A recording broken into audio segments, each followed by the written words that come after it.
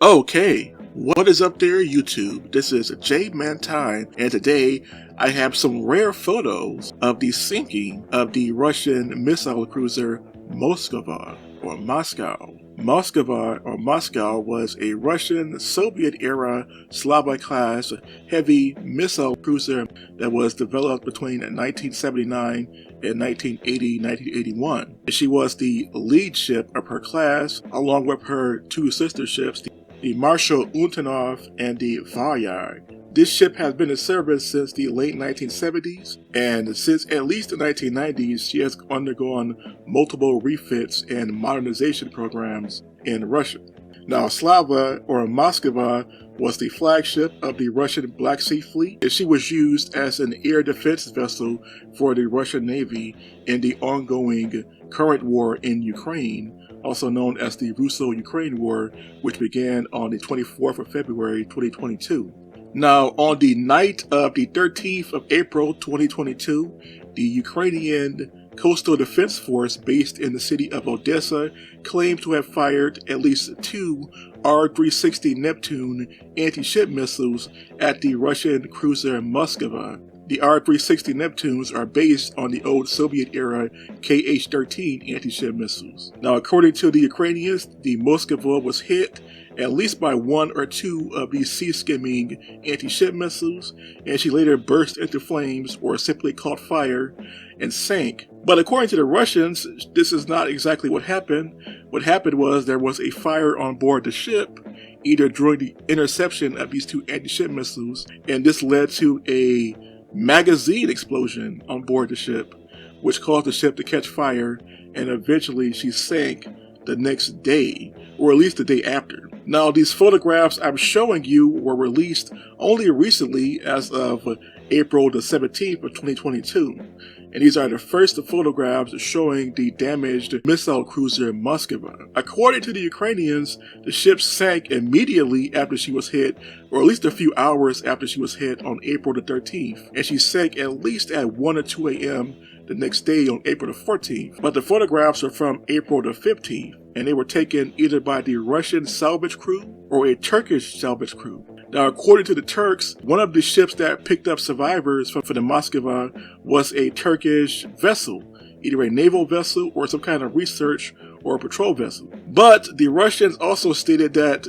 after Moskva was hit, the crew evacuated, most of the crew evacuated, and she was later being towed to Crimea, to the Russian base in Sevastopol, which is in Crimea. Now, the photographs are taken on April the 15th, so it seems that the Moskva was actually afloat for at least 24 hours after she was hit. She did catch fire, like both the Ukrainians and the Russians stated, and if you look at the photos, it does seem as if at least one or more of her 16 massive anti-aircraft missile batteries did explode after she was hit, or after the fire broke out in the ship. The ship began to settle low in the water, and according to the Ukrainians, the ship actually capsized on the 13th, but according to the Russians, the ship didn't capsize. She foundered while she was under tow to Crimea. Foundered means she rolled on her side and sank. Whereas the Ukrainians are claiming she capsized or completely rolled over, the Russians stated that she only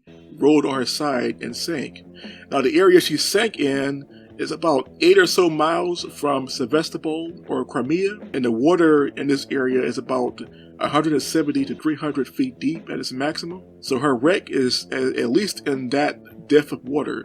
She's at least in 170 to 300 feet of water. Now, the Russians have acknowledged that the Moskva has sunk, and so currently they will most likely replace her with one of the Kiro-class nuclear-armed battle cruisers or missile battle cruisers. Now, Russia still has two of those Kiro-class battle cruisers, and one of them is currently being modernized in Russia right now. This modified Kiro-class cruiser will most likely replace the Moskva as the flagship. But these photographs you see here are the first official photos of the damaged cruiser Moskva before she eventually foundered and sank while being towed to the Russian-controlled peninsula of Crimea. So what do you all think of this? If you ask me, this is probably the first time that Russia has lost a major flagship since World War II. Now, in 1941, the German Air Force, or the Luftwaffe, actually sank the Russian battleship Maret and during Operation Barbarossa.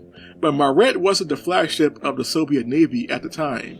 That flagship was the battleship Gangut, as it was known in the pre-Soviet era. And this is also the first official Russian capital ship or flagship to be sunk since the Russo-Japanese War in 1904 and 1905 during the Battle of Tsushima. During the Battle of Tsushima, the flagship of the Russian Pacific Fleet, the Admiral Kanyev Suvorov, was sunk by the Imperial Japanese Navy during the Battle of Tsushima, the last official Russian flagship to be lost in a major conflict. So Moskva is currently the newest and last flagship of any Russian squadron to be sunk in combat during a major war since the Russo-Japanese War of 1904 and 1905. So what do you all think of this? If you ask me again, my final thoughts is this is probably one of the biggest losses that Russia has suffered, at least when it comes to their navy, since the sinking of the battleship Maret in 1941. And it means that the Russians will have to either